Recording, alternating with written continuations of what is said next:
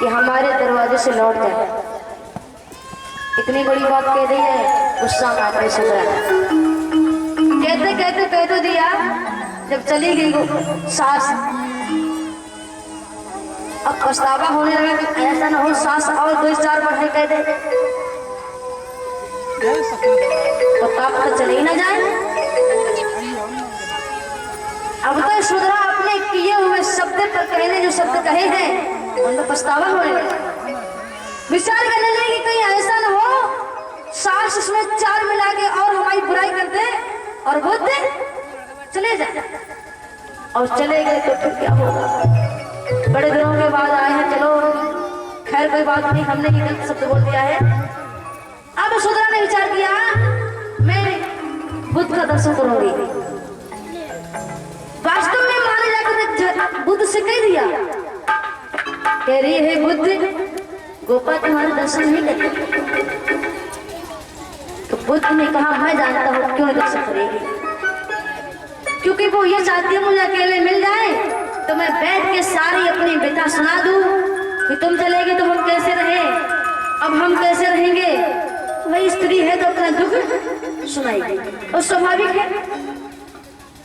उधर से भगवान बुद्ध चले कि चलो मैं एक बार यशोधरा के आंगन तक जाऊंगा, अगर यशोधरा मुझे सम्मान से बोलेगी बिठाएगी तो अच्छा, नहीं बोली तो अच्छा, दे तो भला ना दे तो ही भला।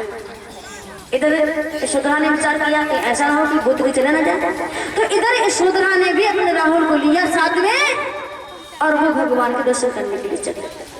उधर से भगवान बुद्ध, इधर से रानी यशोधरा। बोले भगवान बुद्ध की। जैसे बंधुओं भगवान उसके आंगन में आए हैं, यशोधरा ने अपनी आंखों से भगवान के मोटे मोटे पैर देखे, बड़े सुंदर थे। पैरों में जूता चप्पल नहीं है।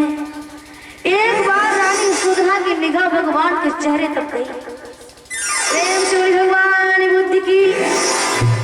इतना तेज भगवान बुद्ध के चेहरे में, इतना तेज जो यशोधरा की निगाह नहीं मिली। भगवान की निगाह से यशोधरा की निगाह नहीं मिली। अब सोच रही क्या करो, अब रोने के सिवाय यशोधरा कुछ दिखाई नहीं दिया।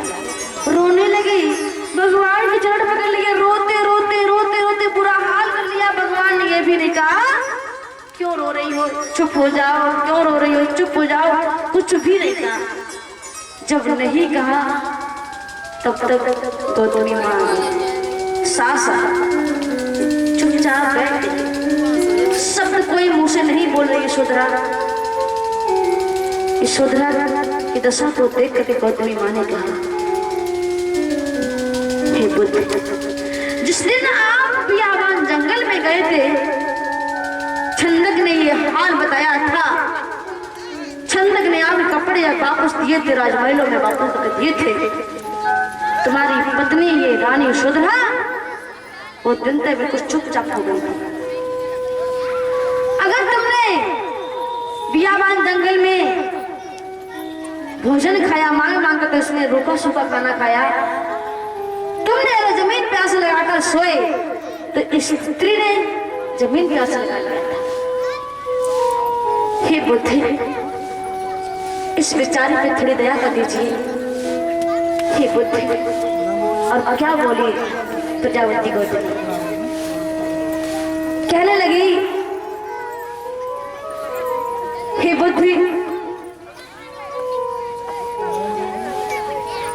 तुम जब राजमहलों को छोड़ करके जब बियाबान जंगल में गए थे तो इसने कैसी दशा में रह करके अपना राजमहलों में जीवन बिताया। बंधु क्या बोली रानी,